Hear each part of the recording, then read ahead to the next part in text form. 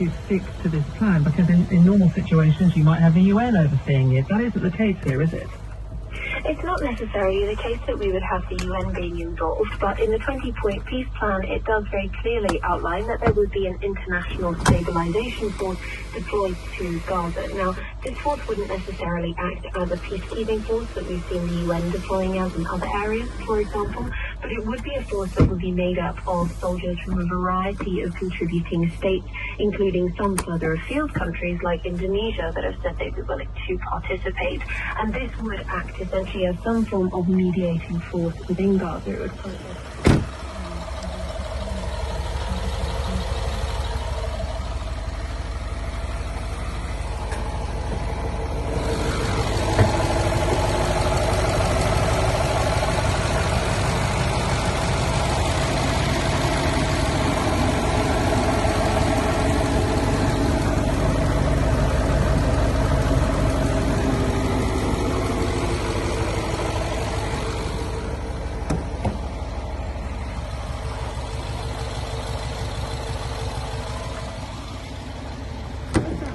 again, he's done this before, hasn't he, with Ukraine and Russia, and he's issued ultimatums and they come to nothing. It's not going to look too good on him. Move pretty quickly now, is it?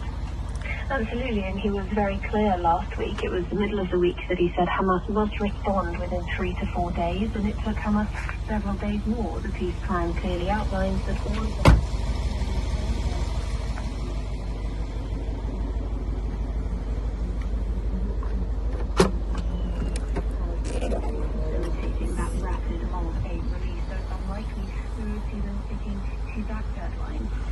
I think worth noting that with Trump, while we do often see these ultimatums being issued stating that decisions must be made within a number of hours or days, really the end result is often that he does.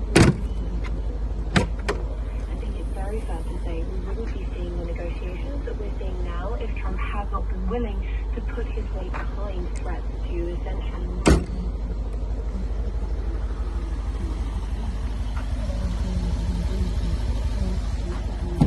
compared to the situation 2 weeks ago when there were no discussions and there were very limited prospects for a ceasefire being implemented in Gaza. Thanks for joining us, Megan. Megan Sutcliffe there, Middle East and Africa analyst for Civiline. It's a strategic risk advisory group. 22 minutes past 6. Now, still to come on Drive this evening, we're talking to a scientist who's researching the development of motor neurone disease in elite athletes. It's after the news, of course, that the former rugby player Lewis Moody has been diagnosed with the condition.